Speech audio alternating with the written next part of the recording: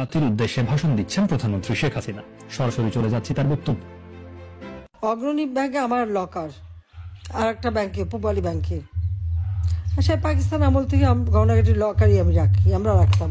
এটা আমাদের পারিবারিক সবার। 1981 সালে আমি যখন ফিরে আসি, জিয়াউর রহমান যখন বেঁচে ছিল আমাকে কিন্তু 32 নম্বরে ঢুকতে দেয়নি। জিয়া যখন নিহত হলো, এরপরে সাত্তার সরকার অর্থাৎ বিএনপি সরকার ক্ষমতায়, 12 জুন 32 নম্বর আমার কাছে হস্তান্তর করবে। ধুলাবাড়ি ময়লা সমস্ত ভরা জায়গা, রক্তের দাগ সব ওখানে। আমার কাছ থেকে সই করালো 72 পাতা। বললাম আমি আইনজীবী দ্বারা করবো, বাড়িতে তো মার্ডার হয়েছে, না সেটা হবে না।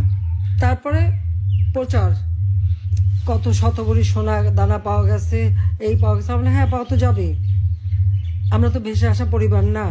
আজকে আবার অগ্রণী ব্যাংকে তালা ভেঙে গেছে। কেন তালা ভাঙলো? চাবি তো আমার কাছে, আমি তো এখনো জীবিত আছি। তা আমি যেখানে এখনো জীবিত আছি, আর মামলায় কেবল একটা রায় দিয়েছে, রায়ের সব ধাপ তো শেষ হয়নি, তার আগেই কেন হাত দেবে? এটা তো ডক্টর মোহাম্মদ ইউনূসের ব্যাংক ডাকাতি। সে লোক যে ব্যাংক ডাকাতি করছে, সেখান থেকে সব সোনা দানা বের করে এত ভরি। আমরা হ্যাঁ, ভরি তো থাকবেই। সেখানে আমার দাদি, নানি, আমার মা, কামালের বিয়ে হয়েছে, কামালের বউয়ের গহনা, জামালের বউয়ের গহনা, এমনকি পুতুলের বিয়ের পরে তার কিছু গহনা, সবই তো ওখানে রাখা ছিল। তা আমাদের তো ছিল গহনা, আমরা তো অস্বীকার করি না।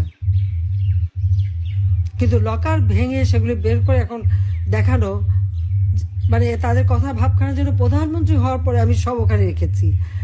আমি চ্যালেঞ্জ দিচ্ছি যে প্রধানমন্ত্রী হওয়ার পরে কবে আমি অগ্রণী ব্যাংকে যে লকার খুলে এসেছি আর জিনিস রেখে এসেছি, সেই লগবুক বের করা হোক, দেখা হোক। আমার তো মনে পড়ে না যে আমি 96 সালে প্রধানমন্ত্রী হয়েছে প্রথম। সেই 96 সাল থেকে এ পর্যন্ত কোনোদিন অগ্রণী ব্যাংকে আমি যাইও নি, লকারও খুলিনি। কারণ এগুলি পারিবারিকভাবে যা ছিল সব আমি রেখে দিয়েছিলাম ওইভাবেই। আমার 2টা লকার ওখানে রাখা আছে।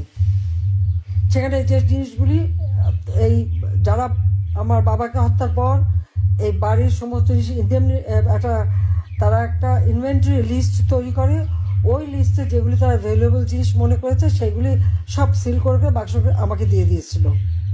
তা আমি সে কোথায় যাবো? আমার বাড়ি নেই, ঘর নেই, তো কিচ্ছু নাই থাকার।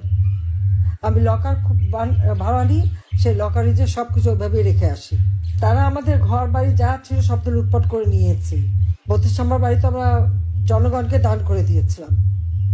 সেটাও প্রথমে আগুন দিল, তারপরে লুট করে ভাঙলো বুলডোজার দিয়ে। অজয় সাহেবের একটা বাসা সুধা সদন, সেটাও লুট করলো। সেখানে আমাদেরও, হ্যাঁ, সেখানে আমার অনেক গহনাগাটি ছিল, আমাদের সবারই ছিল। সেগুলিও লুটপাট, কাগজপত্র যা কিছু ছিল সব শেষ। তারপরে আগুনও দিল। গণভবন সব তো আমরা সব ফেলে দিয়েই তো চলে এসেছি। তো সেই গহনাগাটিগুলি দেখায় না কেন? সেগুলি কার পকেটে গেল? শুনছিলাম যে ইউনূস সাহেবের বড় মেয়ে নাকি এসেছিল, অনেক নাকি হীরার গহনা নিয়ে গেছে। তাহলে কি এগুলি আমাদেরগুলি নিয়ে গেল নাকি? ইউনূস তো নিজেও ঢুকেছিল ওই বাড়িতে সবাই মিলে, সেটা আমার প্রশ্ন। কিন্তু একটা লকার ভাঙতে গেলে, যে এখানে আমি এখনো জীবিত, চাবি আমার কাছে, পারমিশন ছাড়া এই লকারটা ভাঙে কিভাবে? আমাদের পারিবারিক একটা ঐতিহ্য আছে, এবং আমাদের অবশ্যই পারিবারিক সমস্ত সম্পদ নিশ্চয়ই ছিল, আছে। আমার নানির যত গহনাগাটি ছিল, এখন ওখানে সে গহনাগুলি দেখাক, অনেক পুরোনো আমলের গহনা। এখন শুরু করছে যে ওখান থেকে নাকি সব নাকি ওখানে রেখে আসছি। সেখানে আমি সবাই দেশবাসীকে আপনাদের মাঝেই বলতে চাই যে লাস্ট কবে গেছে আমি লকার খুলেছি আর কবে কি রেখেছি। ব্যাংকে কিন্তু ওগুলো হিসাব থাকে, সেটা দেখে যেন কথা বলে।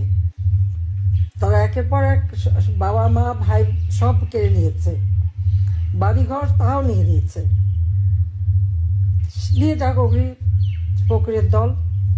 কিন্তু এই যে অপবাদ দেওয়া, এই অপবাদ দেওয়া কেন?